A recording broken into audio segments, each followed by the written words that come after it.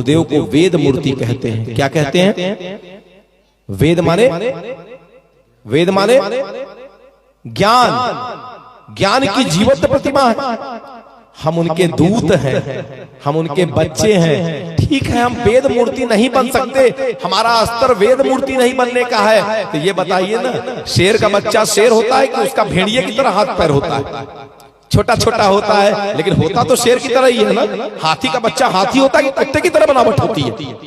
हम ऋषियों के वंशज, हम अपनी पौराणिक परंपरा को गए भूल गए, हम अपना पौरुष गए तने से हार, हम भूल गए अपने पुरुषार्थ को, हम भूल गए उस ऋषियों की परंपरा को कि हम किन के वंशज हैं।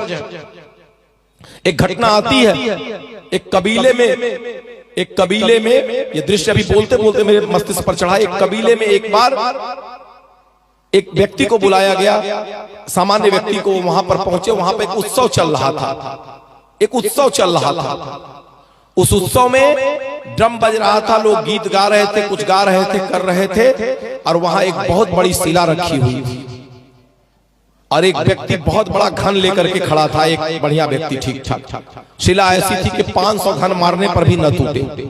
शिला ऐसी थी, इतनी बड़ी थी, 500 घन मारने पर भी न टूटे। गीत समाप्त हुआ, ज्यों गीत समाप्त हुआ, गीत के बोल रुके, त्यों उस व्यक्ति ने प्रहार किया और एक ही प्रहार में शिला चकनाचूर हो।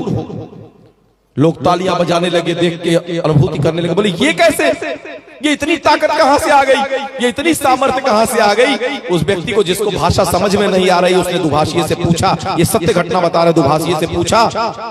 उन्होंने बताया कि महोदय कुछ और नहीं, इस गीत में इनके पूर्वजों का, इनके जितने पूर्वज हैं उनके उस पौरुष गाथा का वर्णन था। तू पहचान तो सही, तू है कौन? उनके पौरुष गाथा का वर्णन था और उस पौरुष गाथा को सुन करके उनके रोम रोम में, नस नस में जो ताकत पैदा हुई, फिर एक धन के प्रहार ने उस पूरी की पूरी शिला को चकनाचूर कर दिया। हम पहचाने तो सही, हम किनके वंशज?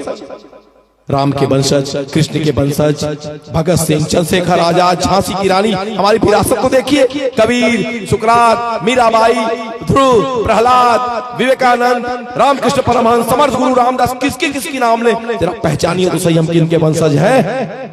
हम भूल गए हैं ऋषियों के तप, त्याग, तेज गुण, मानव धर्म कहानी की भूली हुई कहानी फिर से याद करो बलिदान की। हम लोग अपने उस कहानी को, उस बलिदान की परंपरा को भूल गए।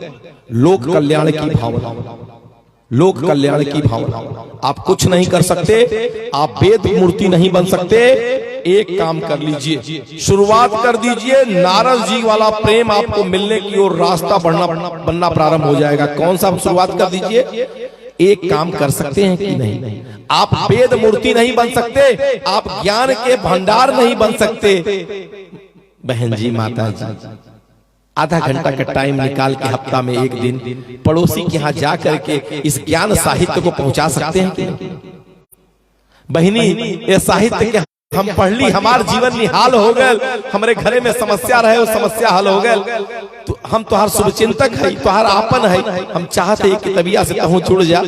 एक बार जुड़ करके देखा, विश्वास मानिए, अगर इतना सा लोक कल्याण में कहते हैं इस ब्रह्मांड का सबसे बड़ा दान कौन सा है? ज्ञान दान। और साहित्य से अच्छा इस ब्रह्मांड में कोई दूसरा मित्र नहीं। बाकी सब भटका सकते हैं, मैं इस मंच पर बैठा हूं, उसके बाद भी पूरी प्रयास कर रहा हूं कि ऋषि के चीजों में मिलावट न हो। फिर भी मानव स्वभाव है, उस मानव स्वभाव के नाते हो सकता है जो कुछ अच्छा जा रहा है वो तो ऋषि का है, लेकिन इस नालायक के जो थोड़ी बहुत दुर्बुद्धि और कुबुद्धि है, हो सकता है गलती से उसकी भी मिलावट कहीं हो जाए, संभव है हो जाए। ये मंच से मिलावट संभव है थोड़ी बहुत, क्योंकि मैं माना हूं मुझसे भी त्रुटियां हो सकती हैं, लेकिन वो मंच जो सामने लगा है उससे मिलावट की कोई गुंजाइश नहीं। उस मंच से जुड़िएगा, 5 दिन यहाँ रहिए, उस मंच से जुड़ जाइएगा और अपनों को भी उस मंच से जोड़ दीजिएगा। एक ही काम करिएगा, इससे कम में समझौता मत करिएगा।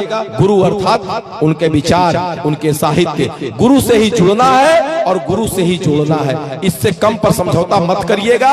इससे बड़ा लोक कल्याण का और कोई दूसरा कार्य हो नहीं सकता, क्योंकि आज पूरी की पूरी मानवता पीड़ित है। उस पीड़ित मानवता में अगर आपने इतना सा कर दिया कि ये ज्ञान गंगा की गंगोत्री पहुंचा दी तो आप तो निहाल होंगे, वो तो निहाल होगा ही होगा, आप मालामाल होते हुए चले जाएंगे।